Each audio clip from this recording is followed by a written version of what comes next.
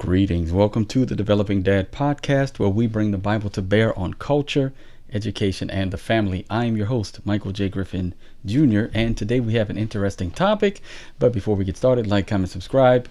Help me to build the channel. All right, let's get straight to it. Okay, so Eboni versus the wall, right? She turned 40.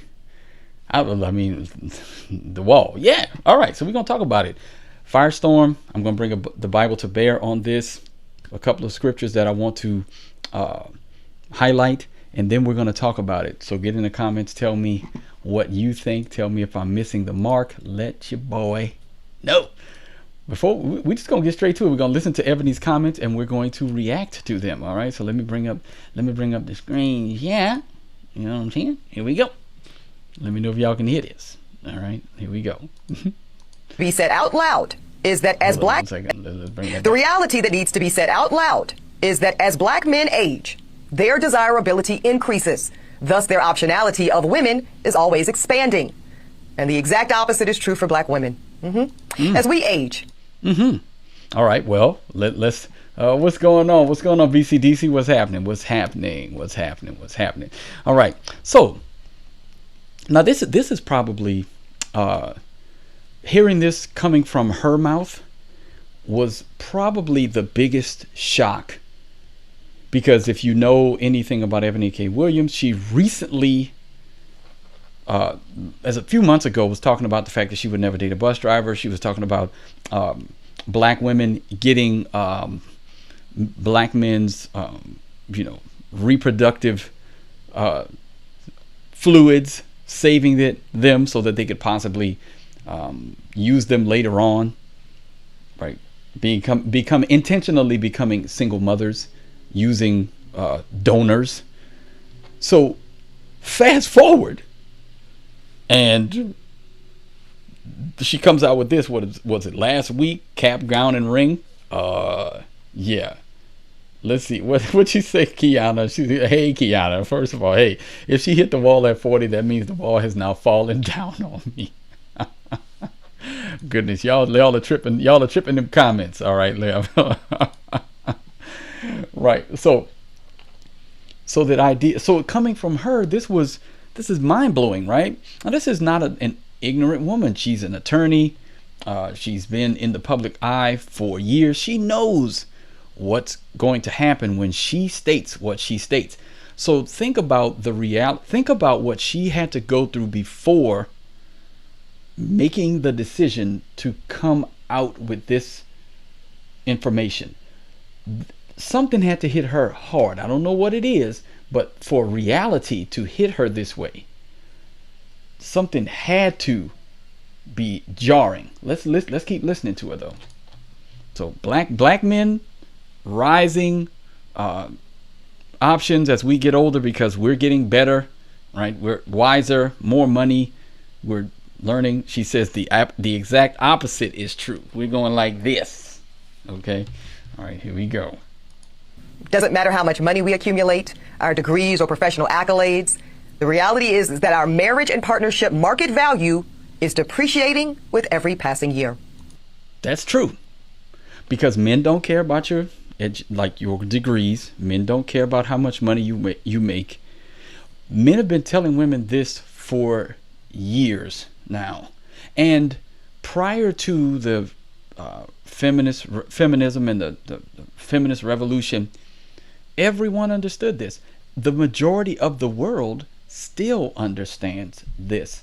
It's only here in the West where we have tried to flip the roles, calling good evil and evil good. Oh, it's an evil thing if a woman wants to just submit to her husband and be taken care of and not work and have children and be a breeder, right? And not be all about herself. That's evil. But it's good, child. Go get your bag, get your degrees, delay marriage, delay family.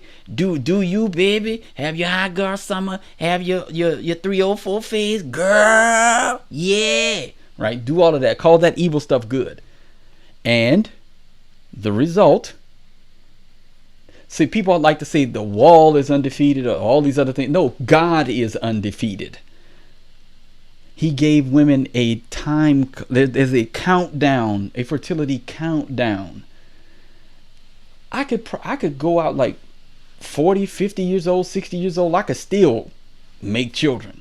Women don't have that luxury. That's not something that God blessed them with. Fertility happens for women early.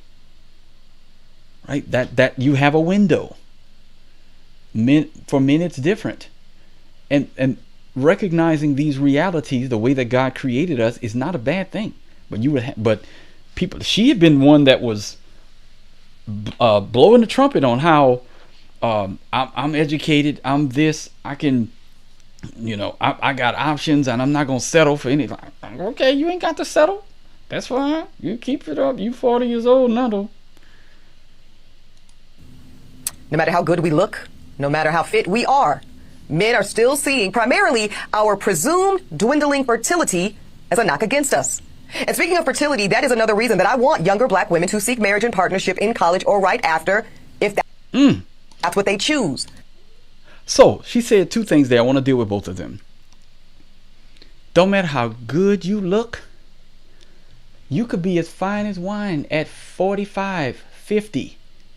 You still can't. If a man wants children, you are not an option for him.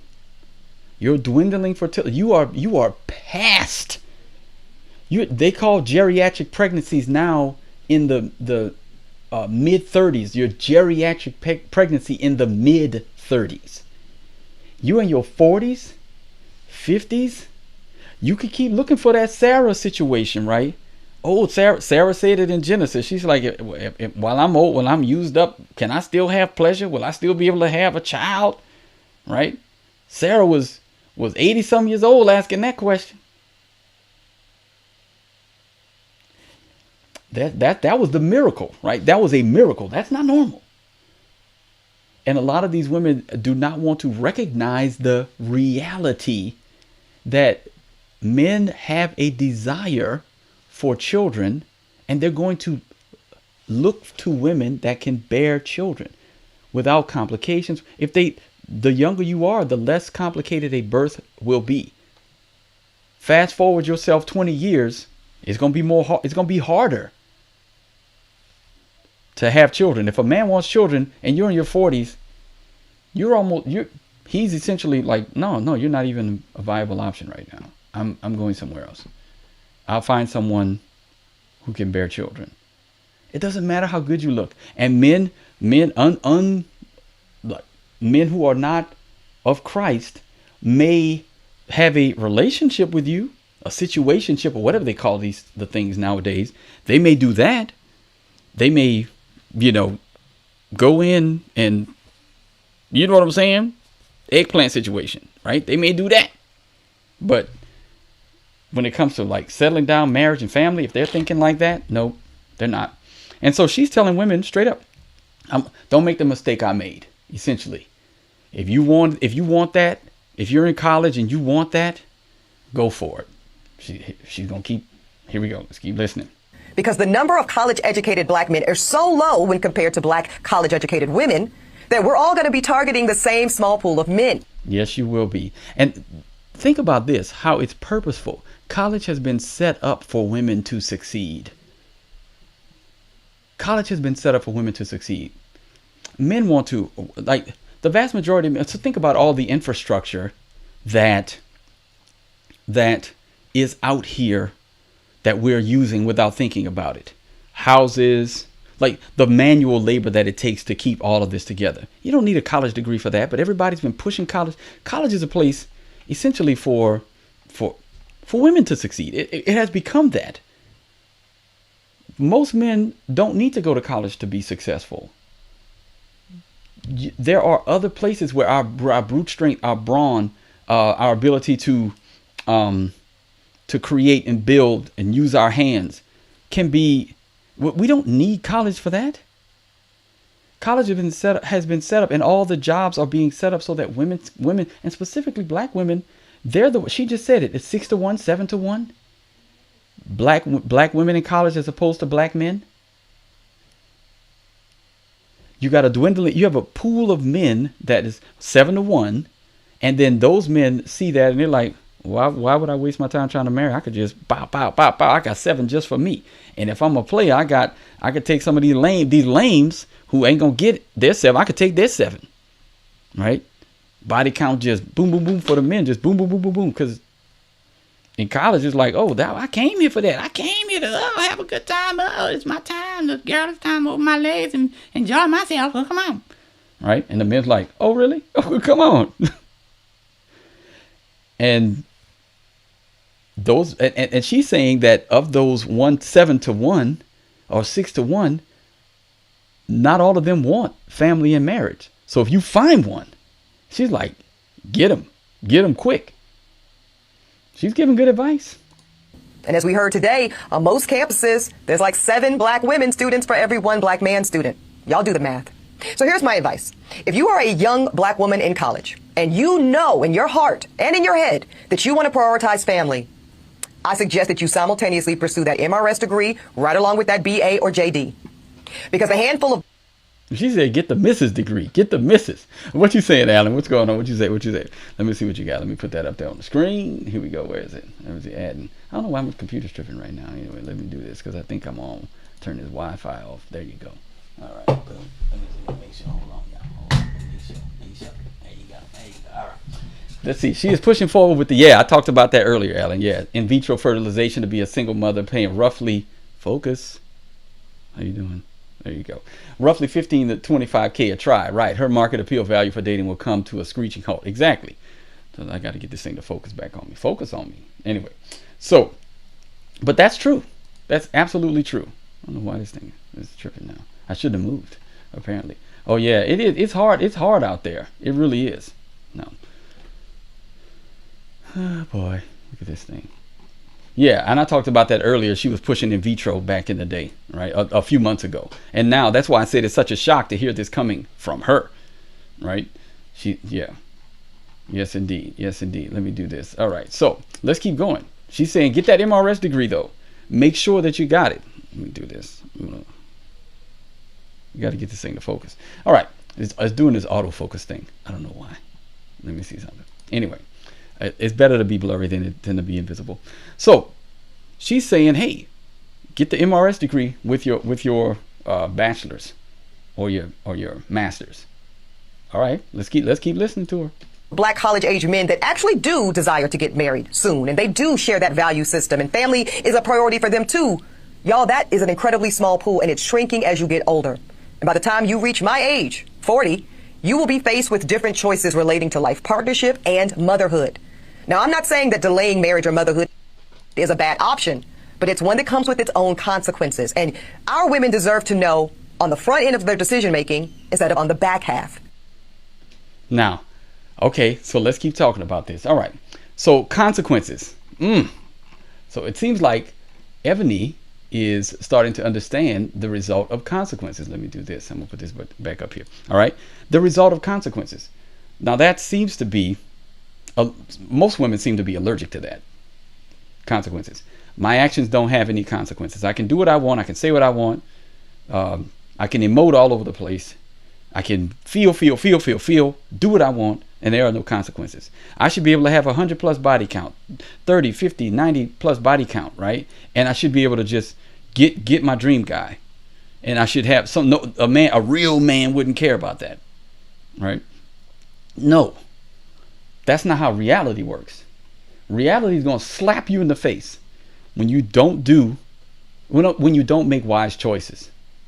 You have an opportunity to be wise, right? Yes, I heard about. I'm going to look at that. I'm going to review that later, Alan. I saw. Yeah, she doubled down again on the Breakfast Club. Yeah. Yeah. Yeah. I'm going to take a look at that. I might review that too. Okay. But I wanted to review this one first and get it out of the way because this is going to be quick. Because I wanted to bring the Bible to bear on a couple of things here, right? And then I'm going to point out something that I think is a culprit for a lot of this. Okay. One, we're going to go to Proverbs 5, 12, 14. Now, this is the chapter where Solomon is warning his son against the adulteress. And at the end, he's going to say, and you say, after all of that stuff that you were taught, and you don't listen, this is going to be what you say. And you say to the person, now think about this and correlate this to Ebony, right? How I hated discipline and my heart despised reproof. I did not listen to the voice of my teachers or incline my ear to my instructors. And I am at the brink of utter ruin in the assembled congregation.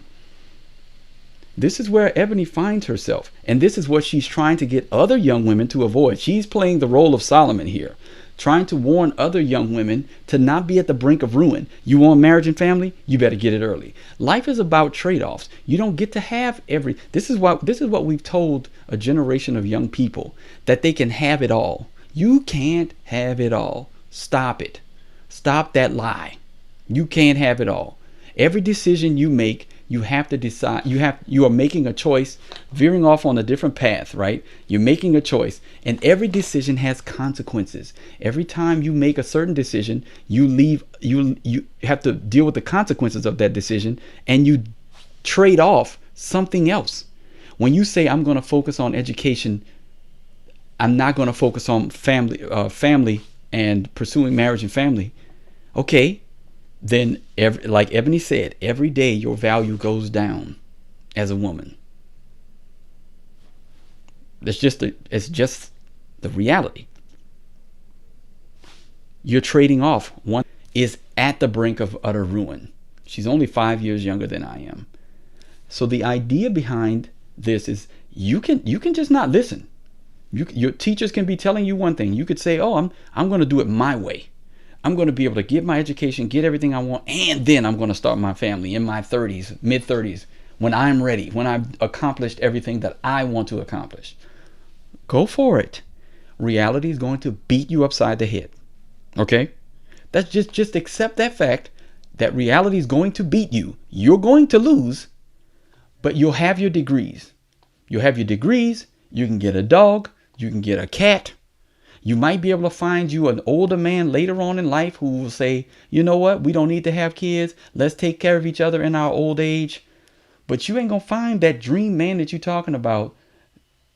You can go and look on one of those little calculators that they have online that tells you the probability of you getting the man that you desire in the age range with the amount of money, et cetera, et cetera. You can go and do all of that.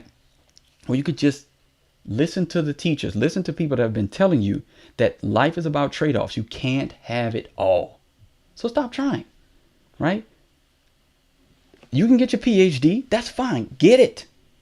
But know that in the getting of the PhD, you're giving up children and a lot of other things, right? So you've got to just deal with that reality. And if you are truly hard-headed, Proverbs 29:1, he who is often reproved, and I'm pretty sure that Ebony has been often reproved, yet stiffens his neck. I mean, you stiff neck, you ain't going, I'm not budging, will suddenly be broken beyond healing. You have an opportunity to make the right decision. And those of you that are listening to Ebony, these young women, listen to what she's saying. Do not follow her path. Now, for those of you, I want to talk about this real quick. For those of you that grew up in the same age range that Ebony and I grew up in, Ebony is essentially a victim of, well, not that. What is she a victim of? She's a victim of this, of the Claire Huxtableizing of black women. Claire Huxtable on The Cosby Show made it seem so possible to be a high-powered attorney, have 5 kids, look like you've never had a child in your life, be thin, beautiful, have a doting doof of a husband, have all the stuff that you want. Right? They picked, but that wasn't reality. Claire Huxtable is not real. But Eboni K Williams went and got the law degree. Eboni K Williams is not an ugly woman. She's very comparable to the Claire Huxtable. But the problem with that is that she wasn't born in the 50s when there was more traditional values there. And this idea, first of all, it ain't it's a TV show. All right. So this is part of the problem, right? I'm just telling y'all, right? Yeah, Claire Huxtable ain't real, but the Eboni K Williams is of the world, right? And even Claire married early, right? Her and Cliff got married early. But even that, like that lifestyle, that's not, you can't, that was unrealistic, that there were no trade-offs. Like, you don't have 5 kids and look like Claire Huxtable, right? Look like you've never seen the inside of a maternity ward. You don't look like that one. You don't get to be the partner in a law firm and everything just works out perfectly and all these with no trade-offs. That's not how the real world works. You're not going to find that. And the movies kept, promoting that. But then you started to see after the Cosby Show, people would really start to be honest about what it was like to be a high-powered woman in black culture, right? With the two can play that game and stuff like that. That it was hard. Relationships were hard. Now they would always try to romanticize it at the end, but it was a lot of foolishness, a lot of folly. You had to make trade-offs if you were a professional woman. They started to be very honest about that. If you delayed these things, it's hard to become partner in a law firm and also raise 5 children. You know how hard it is for us to raise 5 children around here? If my wife was a partner in a law firm, what? How? What? No, that's virtually impossible. You may be able to have 1. But anyway, yeah, that's right. Look, what you say, Alan? Right? It's sad. The initial attempt of the Cosby was an attempt to show our community a better way, at least for those of us growing up watching the Evans family. Yeah, it was supposed to be that. And I was inspired. Look, me too, Alan. I was inspired by Different World. That's why I went into computer programming. Like Dwayne Wayne, I talked about that. Dwayne Wayne was one of my inspirations growing up, right? To do computer programming. So a lot of that stuff, I said that social conditioning was there for us. And Eboni is a result of that social conditioning. She went and got the high-powered law degree. She's a high-powered attorney, very popular, all these other things. She achieved all of that. But there was a trade-off. And that trade-off was you're not going to be successful in marriage and family. And then Eboni, from what my understanding is, Eboni has dated, Caucasian men. Because it's probably really hard for her to find a Cliff Huxtable anywhere in the world. Right? Nowadays, right, it's hard to find a Cliff Huxtable, right? A black doctor who's like, no, you're not going to find, who wants to have 5 kids and get married early and all these. You're not going to find that. It's like the higher you rise up the ranks as a successful black woman, the slim, she says it, the slimmer the pickings become. Yeah, right. I wanted to find one too, bruh. I wanted to find a Whitley too. I'm telling you, the social conditioning was real. I look, man, you talking that talk. I'm telling you, that social conditioning was real, right? And see, you did become an engineer, right? I started off wanting to become an electrical engineer, but then I looked at it. I was like, hey, I'm more like Dwayne Wayne wrote this program, this computer software game, and it worked. I said, I actually have more of an aptitude for that in high school. So I went the computer science route, right? It's real, man. It's like, I went to the same school my dad went to, but I went for computer science. He went for pharmacy, right? So, yeah. It was real. And again, I was going to do a whole show on Claire Huxtable, but I figured it would be easier to put this in to the Eboni K Williams part. But it's literally, yeah, it's literally happening all over the place. Yeah. Right. You said, I'm glad you picked this up, because women have been told they can wait till they are 30 before taking any man or dating, or the dating scene seriously. Right? I'm waiting for you to do what? For you to bring those 2 ladies back. April and Keisha Robinson Moore. Okay, yeah. Well, April has her own podcast, right? Y'all can go listen to April. April's putting out content left and right. The Standard of Truth podcast. She comes on my in my comments every now and then. But go check her out. I think Keisha has a page of her own, but she's not putting out as much content as I think it's the Biblical Wife podcast. I think so. I may ask him to come back on. We'll see. I mean, I don't know. April might be too big for me now. back then she didn't even have a page. Now she got like, I don't even know how many subscribers April has now, but I know she got way more than me. So like, you know, if she won't come back on, right, she might. Hey, I have her back on. But yeah, man, I just wanted to drop this real quick, this episode, because again, what Eboni K Williams is saying is absolutely true. Absolutely true. Men's marketplace value goes up as they age. Women's goes down. And there's trade-offs, right? There's trade-offs. Oh yeah. Yes. No problem. No problem. Yeah. There's trade-offs. Like Thomas Sowell talks about this all the time, right? The vision of the intellectuals, or the vision of the anointed. Like the idea is that they want all problems solved. And he's like, but that's not possible. That life is a series of trade-offs. You trade one thing for another. You can't have everything. Yeah.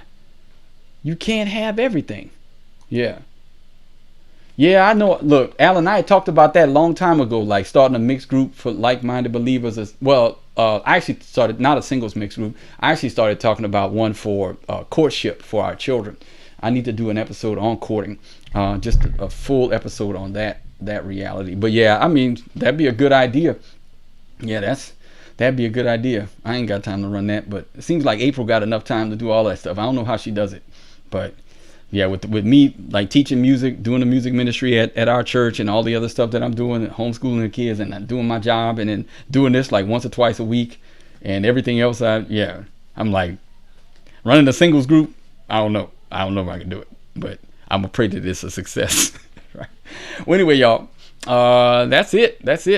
Thank y'all for joining me. Until next time, be on the alert, stand firm in the faith, act like men, be strong. See y'all around. Bye.